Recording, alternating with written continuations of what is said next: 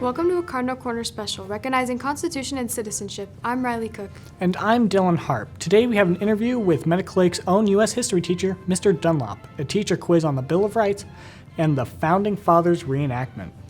Why do we celebrate Constitution and Citizenship Day? Constitution and Citizenship Day is a Washington state observance that recognizes the adoption of the United States Constitution and founding principles of the U.S. and the importance of civic engagement and voting. On February 29, 1952, the United States Congress changed I'm an American Day to Citizenship Day and moved its observation to September 17th. So now each year on September 17th, Americans celebrate Constitution and Citizenship Day. Constitution of the United States is the supreme law of the United States of America. It supersedes the Article of Confederation, nation's first constitution. The original comprised 7 articles that delineates the national frame and constraints of the government. It separates the powers of which hereby the federal government is divided into 3 branches: the legislative, consisting of the bicameral Congress, executive, consisting of the president, and the judicial, consisting of the Supreme Court. Article 4, 5, and 6 embody concepts of federalism, describing the rights and the responsibilities of the state governments, the state in relationships to the federal government, and the shared process of the constitutional amendment. Article 7 establishes the procedures subsequently used by 13 states to ratify it. The Constitution of the United States is the oldest and longest-standing written and codified national constitution in force in the world today. And now, here is the exclusive interview with U.S. history teacher, Mr. Dunlop. Hi, Cardinals. We're here with Mr. Dunlop. We just wanted to ask you some questions. Why did you decide to teach history? Well, it's the easiest subject to teach. No, I'm kidding. History is, I think it's really important that we stay attached to our past. We can learn from previous mistakes and successes and move forward with our life with an understanding of the past and being able to look at present situations through a historical lens. And I think it's important that our citizens have that ability. Beautiful. Okay, next. How do you feel about Constitution and citizenship, and what is the importance of it? I think our Constitution is extremely important. It's what separates us from other nations, and the rights that are granted in that have allowed us to become the nation that we are. It also protects individuals. And then what was the other part of the question? What's the importance of it? The importance of it, it allows us to be well-informed citizens, as well as express our opinions and our voices in our government, and affect change in ways that we'd like to see change affected. Mm-hmm. And do you think people should be in charge of their own government? I do. I think people should have a say and a voice. I think one of the sad things is that less than 50% of the population usually uses its right to vote. What does having the right to vote mean? It means that you have a say, and it also means that you have a right to complain when things don't go the way you want it to. If you don't vote, if you don't get out there and express your voice, then when things go poorly, you really don't have any say because you never exercise that right to vote. Do you think good intentions are more important than written laws? Are good intentions more important than written laws? That's a tough one. I think we always want to have good intentions, but written laws, you have to have those on the books to guide a society, and to keep an equal playing field for everybody involved. But at the same time, it's really important to have good intentions, right? And do you know when the Constitution was ratified? Ooh, let's go 1788. Did you read my paper? You want me to get my phone? No, I have the answer written down. Okay. What? Did you look at the paper? No. Did you cheat on that question? Maybe a little bit, but no, 1788, I believe it was written in 1787. That was the next question. Okay, I think we're good here. Thank you, Mr. Dunlop, for your time. And that's all, Cardinals. Thank you. Thank you, Mr. Dunlop. The Founding Fathers realized that certain rights were inalienable and needed to be protected. They enumerated 10 of these as amendments to the Constitution. They're known as the Bill of Rights. Here is Keenan Fouts with a on-the-spot teacher quiz on the Bill of Rights. we are going to go ask the teachers whether they know their amendments and whatnot. Because it's very important. It's in the Constitution and all that. How well do they actually know it? Let's figure that out right now. Watts, would you mind answering a couple of our questions? All right. What's your name? I'm Mrs. Watts. What is this for?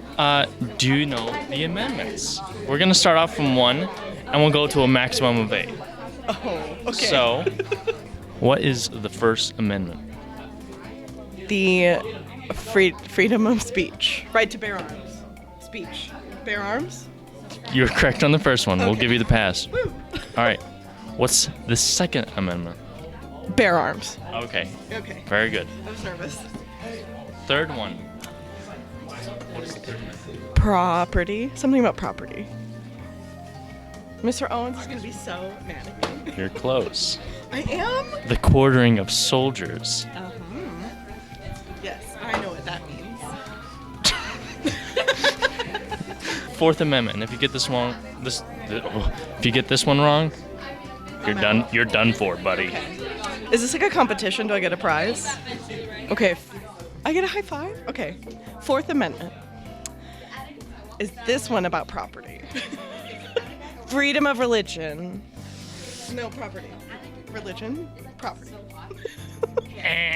Oh. It is search and seizure. Right. I knew that. So basically, it says here, the right of the people to be secure in their persons, houses, papers, and effects against unreasonable searches and seizures shall not be violated, and no warrant shall issue but upon probable cause. Can't come in my house. Exactly. Okay. Thank you Okay. for doing this with us. Thank you. I look forward to public ridicule.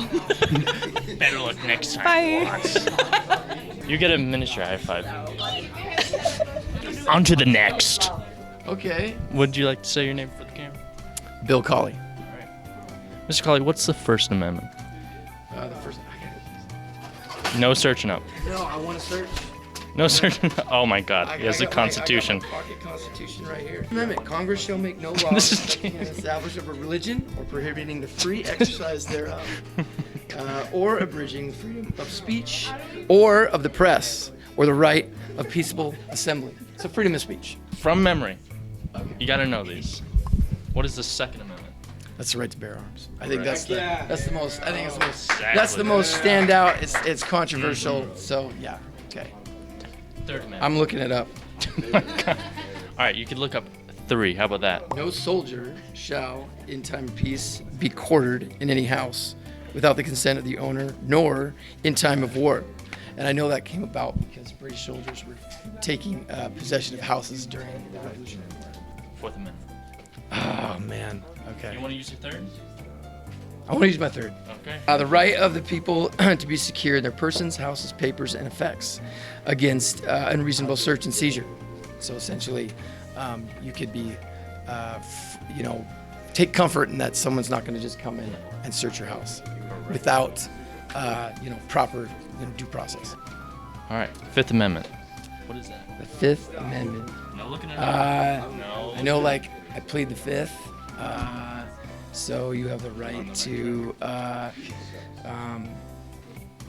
think it's like representation, from law. Like if you're, if you are accused of a crime, you have the right to, an attorney or to not speak on behalf without a lawyer present or something. I think. Honestly, close enough. All right. Grand jury, double jeopardy, self-incrimination, due process. There you go. Last one, Ollie. Okay. All right. No peeking. Okay. What is the Sixth Amendment? The Sixth Amendment. I'd have to look it up. I don't remember. Sixth Amendment is right to a speedy trial by jury, witness, and counsel. But hey, you beat Watts by 2. Hey, I cheated a little bit, so That's I can't. okay. I can't. Maybe she should have her pocket constitution. Q. Want to say something real quick? Was good. Keep that in. What's your name? Mr. Henry. Henry, do you mind us recording you for this test?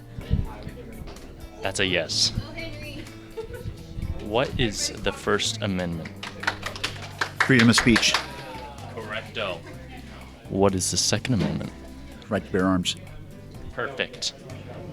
Third Amendment. Freedom of assembly, isn't it? No. I can't remember. What is it? The quartering of soldiers, but we'll let you pass that one. Soldiers. Yeah, no wonder I don't remember that one. Doesn't happen that much anyway. In those. Fourth Amendment.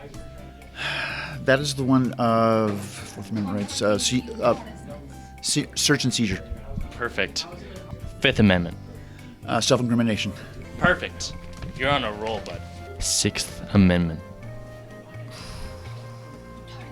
This has been a stumper so far. Yeah, it has. Sixth Amendment.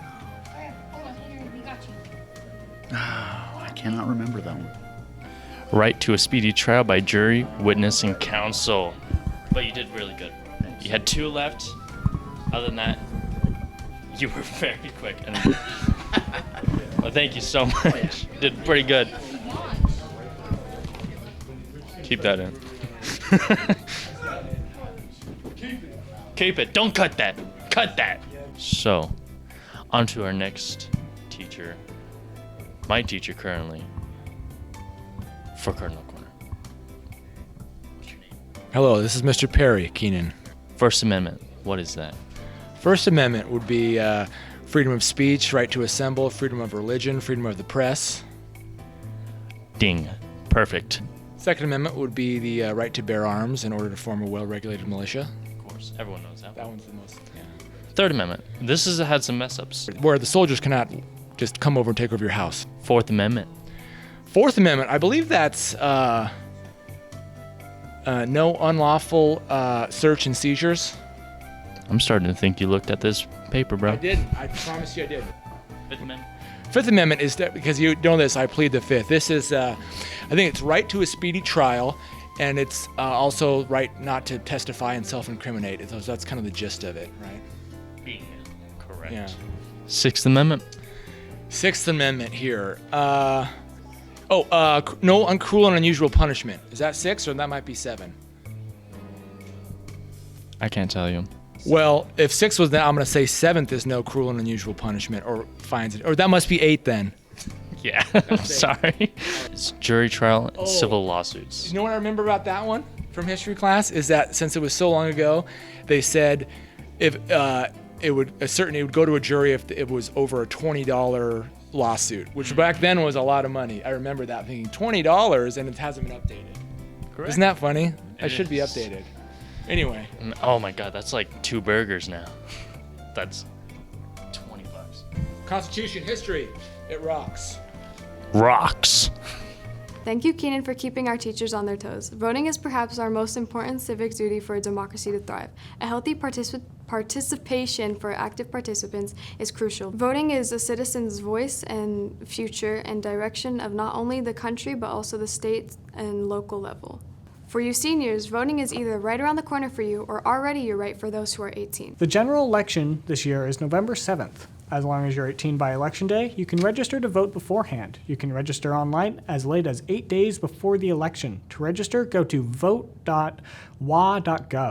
And now here's the Cardinal Corner Entertainment crew with a Founding Fathers sketch for your enjoyment. Hello, my fellow Americans. Today, we gather to make a series of rules that make this country we call America great. We will make great ideas, make a free and awesome country, and most importantly, show the British who's the best. Does anybody have any ideas? I am lost. Maybe establish a fair and free nation for all people. We, the people of the United States, in order to form a more perfect union, establish justice, ensure domestic tranquility, provide for the common defense, promote the general welfare, and secure the blessings of liberty to ourselves and our prosperity, to ordain and establish this Constitution for the United States of America. James Madison, go ahead. Okay. Yes, sir. Okay, now we're talking. Yeah! I have another idea, all right? We will use the most modern of innovations that the British clearly don't know about. Anybody know what this is?